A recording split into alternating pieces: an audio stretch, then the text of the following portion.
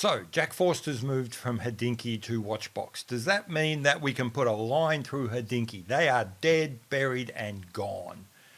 I don't think so. I don't think the book on Hodinkee or the book on sort of the changes in watch media is anywhere near done.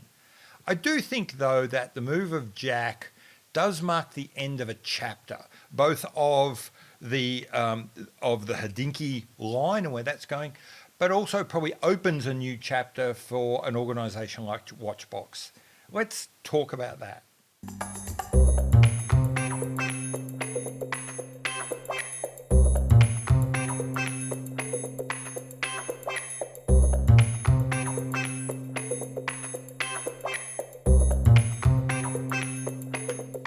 Okay, so first off, let's talk about the changes that have been happening at Hodinkee probably over the last 3 years.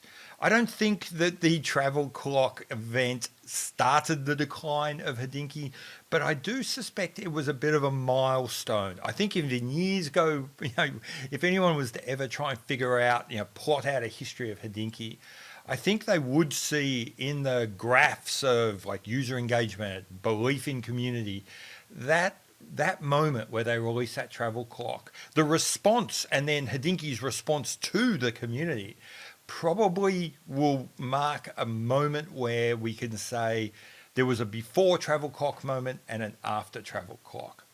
After the travel clock, Hodinkee has been increasingly and more increasingly obvious in chasing lifestyle over watches. The original Hodinkee had a broad range of ages of their presenters and did appeal to a much broader range of people. Ever since the travel clock, it appears as though they've been aiming at a younger and younger audience. And, by the way, a wealthier and wealthier audience. What else has been happening? Really, some of the other things is they've been trimming down on their costs.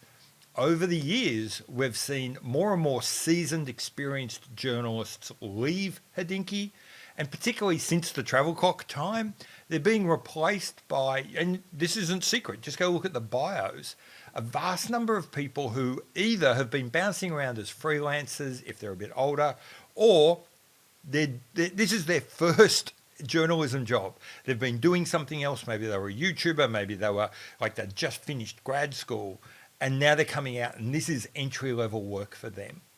So what you see is this change in Hodinkee that's been going on for a while.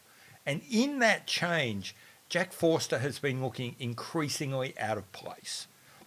There's been increasing emphasis on him being jolly and funny and the kind of smart but a little bit weird uncle at a Christmas party. Sort of the performance he was putting on those Ask Hodinkee things really looked strained and awkward.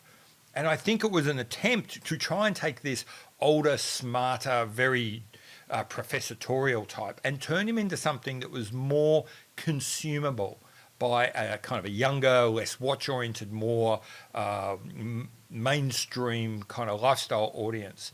And I don't think it ever really worked. I don't think it got the best out of Jack. I don't think he ever looked comfortable.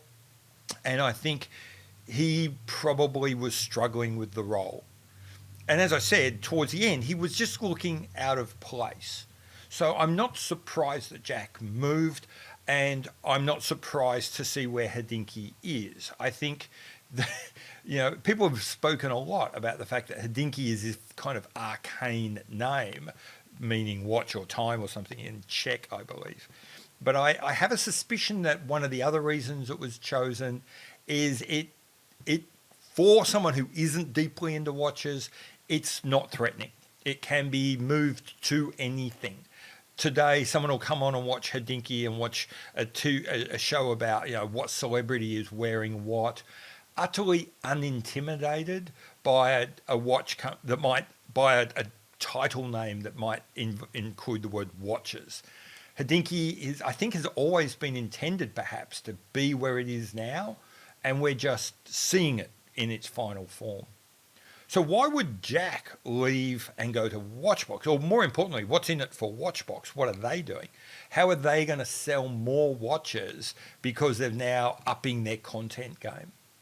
I think my theory on what they're doing here is Jack is a calming presence, a reassuring presence, a welcoming presence. He's a guy that, if you think of Watchbox as a company that sells a lot of watches to a lot of people, Jack doesn't really make sense. But if you think that within that, there's a section of Watchbox that sells a very, very small number of very, very expensive watches to a very small number of people who have choices about where they can go, who have choices about where they can buy things off, and you don't want to compete on price, you don't want to have to be the one selling that Patek at the lowest price, then perhaps the way you sell those $250,000 watches is by saying you become part of this community with Jack Forster curating the collection, curating the attention. I can see him being involved in just as much off-camera community building, click building, that sort of work as on-camera selling watches. I think his role is about not dissimilar to the role Hodinkee had in building a community around watches. But in this case, it's a much more select, much more expensive, and much more profitable community. It's in some ways not dissimilar to a move that Watchbox made, and you're going to laugh when I say this, when they brought in TGV. I think TGV's sort of hiring was trying to achieve the same thing. It was trying to create a community, a buzz, bring more people to buy more watches at Watchbox. The problem is what TGV needs to do is he needs to increase your sales of $1,000 to $2,000 watches by 700, 800, 900, 1,000 watches a year to justify his investment. He clearly didn't. They got a bit of a blip in sales perhaps, but after a while it waned, so they let him go. Now they're trying the same strategy, but in a different market, in a different place, and I strongly suspect this one's going to work much better. For no other reason than Jack doesn't have to sell 100 watches. Watchbox probably only needs to sell 10 watches more than they would have at that $200,000 plus range, and Jack's earned his salary. So I think this is what they see out of it. This is what Watchbox see out of it. The Jack Forster produce is a flagpole for them to build a sense of community around. Perhaps even sort of start replicating that AD feel with Watchbox. And bring people to them so that they now don't have to compete with price or on price with all those other grey market dealers selling on the secondary market. So I suppose that's why I think why this has happened. How do I feel about it? I don't really care. Hodinkee has been drifting away from me for some time. Those changes from going from sort of all ages to younger people, going from watches to lifestyle, going from watches for the everyman to more and more expensive watches. None of those were designed to bring me with them. So Hodinkee doesn't care I'm not watching, and as I watch them go away, I don't care to see them go. It's their company, they can do with it what they will. Right at the beginning of the year, I did a video on sort of my hopes and fears for the year, and one of my hopes was that I could see then that Hodinkee was drifting away from me, and one of my hopes was that someone would step up to the plate. I'm still not sure if anyone has, and I'm going to leave that analysis for later. I would love you guys to leave in the comments below. Who do you think might be the brand that's stepping up, that's going to be the new Hodinkee, now that Hodinkee is essentially retiring from the field as a provider of quality and consistent watch content? Yeah, like I said, I'd be curious to know what you think. So I don't have strong feelings about it. I just note that it's occurring. What do I think it's going to mean for Watchbox?